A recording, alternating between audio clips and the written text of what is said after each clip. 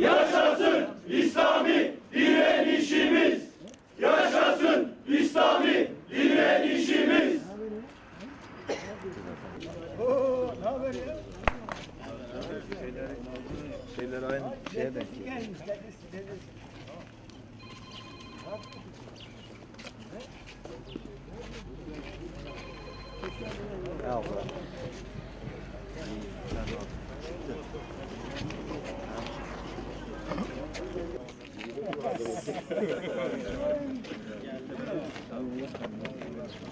Vay Sarı Selim. Ne haber ya? Tahliye olduğumuza fazla sevinemiyoruz. Özellikle son zamanlarda İslam coğrafyasında gelişen hadiseler ve dünyanın en büyük terörist gücü olan Siyonist İsrail'in Gazze'ye yönelik yapmış olduğu saldırılardan dolayı açıkçası sevinemiyoruz.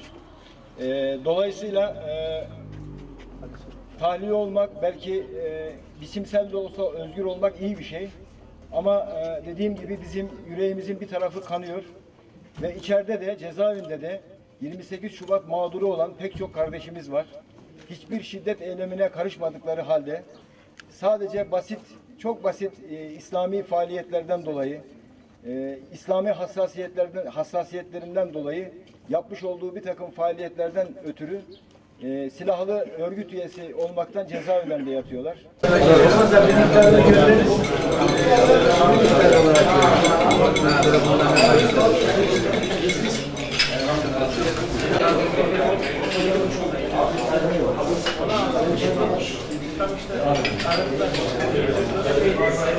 Türkiye'ye gelemeyen, bu davadan dolayı aranan kardeşlerimiz var. Hepinizin bildiği Selahattin Çakırgil, Selahattin abinin 1980 yılında kalma davaları da vardı biliyorsunuz. Vatandaşlıktan falan çıkartılmıştı. Bu iki hususta Müslümanlar olarak açıkçası çok dikkat etmeli, çaba sarf etmeliyiz.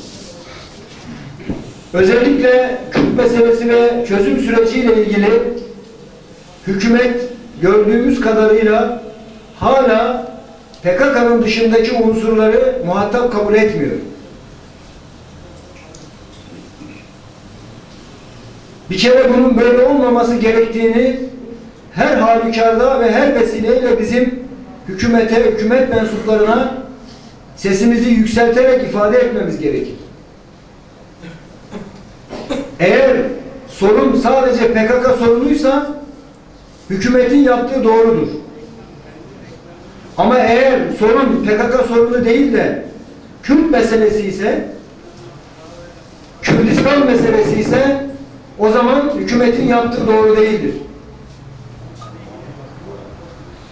Bölgedeki bütün unsurların dikkate alınması gerekir. Özellikle Müslüman unsurların dikkate alınması gerekir. Bu uzlaşma sürecinde onların da düşüncelerinin alınarak yola devam edilmesi gerekir.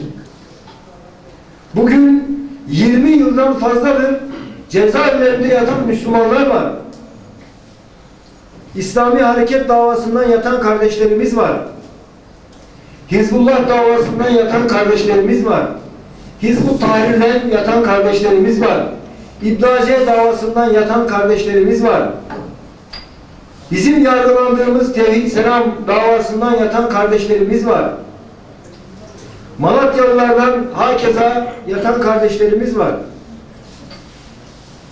Ve emin olun bunların %90'ı sadece kanaatla ceza verilmiş insanlardır. Ortada hiçbir bilgi, belge yoktur. Hiçbir şiddet eylemine karışmış insanlar da değildir bunlar. Yani %90'ından bahsediyoruz. Mutlaka Müslümanlara yönelik bir çözüm sürecinin de başlatılması gerekir. Cezaevindeki Müslüman tutsaklara yönelik bir çözüm sürecinin başlatılması gerekir. Bu konuda bizim sivil toplum kuruluşları olarak, İslami camialar olarak mutlaka sesimizi yükseltmemiz lazım.